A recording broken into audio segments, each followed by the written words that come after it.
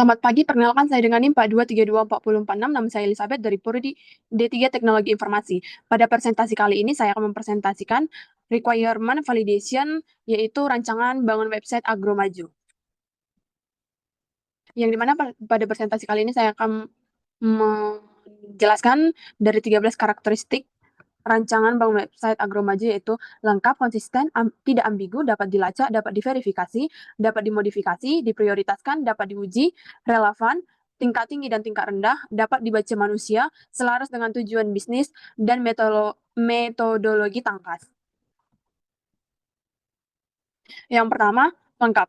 Rancangan bangun website Agromaju tergolong sebagai lengkap karena mencakup data yang lengkap berdasarkan sistem web seperti memiliki informasi produk pertanian, sistem transaksi, profil pengguna, dan use case data informasi. Yang kedua, ada konsisten berdasarkan data dokumen yang memberikan informasi seperti menggunakan istilah dan alur data yang konsisten sehingga data mudah dipahami. Yang ketiga, tidak ambigu. Berdasarkan data yang diberikan memiliki kejelasan yang spesifik seperti penamaan dan menu-menu simbol sehingga memudahkan untuk memahami dan membaca data.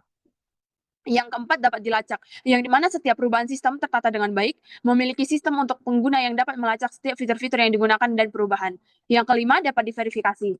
Dapat diverifikasi karena setiap fitur dapat diuji kebenarannya yang memiliki validasi sesuai kebutuhan pengguna. Yang keenam, dapat dimodifikasi karena memiliki struktur pembagian bab yang terstruktur seperti kebutuhan fungsional dan non-fungsional dan diagram, yang dimana sehingga data dapat dengan mudah dimodifikasi sesuai dengan kebutuhan. Yang ketujuh, diprioritaskan. Berdasarkan data informasi dapat diprioritaskan karena memiliki fokus pada sesuai kebutuhan utama dari pengguna.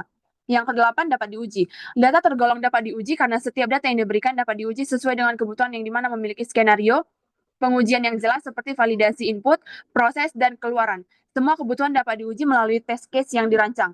Kesembilan, relevan, yang dimana data relevan karena memiliki tujuan utama pada sistem seperti fitur-fitur yang dibuat berdasarkan kebutuhan, yaitu sektor pertanian, serta memberikan solusi yang tepat terhadap permasalahan pertanian. Yang ke-10, tingkat tinggi dan tingkat rendah. Kebutuhan umum seperti ketersediaan dan kendala dijelaskan di bagian non-fungsional. Yang ke-11, dapat dibaca manusia. Dapat dibaca manusia karena dokumen menggunakan dan memberi informasi dengan format yang mudah dipahami, seperti tabel, diagram, dan deskripsi yang rinci. Ke-12, ada selaras dengan tujuan bisnis. Dikatakan selaras dengan tujuan bisnis karena sistem mendukung tujuan bisnis, seperti memberikan informasi yang mendukung digitalisasi sektor pertanian, meningkatkan efisiensi rantai pasok, dan memudahkan akses untuk pertanian.